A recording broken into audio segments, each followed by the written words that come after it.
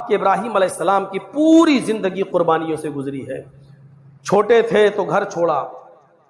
علاقہ چھوڑا، ماں باپ کو چھوڑا، تھوڑا سا اور امتحان آیا تو اپنی بیوی اور بچے کو میدان مینا میں چھوڑا، اور جب 85-86 سال تک دعا مانگتے رہے اور 85-86 سال کی عمر میں اللہ نے ایک بیٹا دیا، تو وہ بیٹا بھی جب 13 سال کا ہوا اور ابراہیم کی عمر 99 سال کی، تو اس بیٹے پر بھی ایک امتحان۔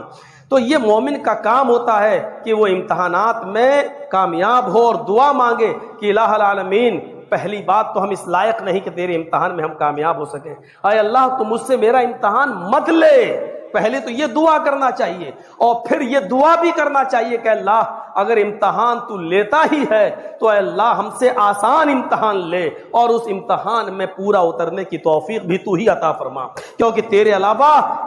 ہمیں کوئی توفیق نہیں دے سکتا کہ ہم اس امتحان میں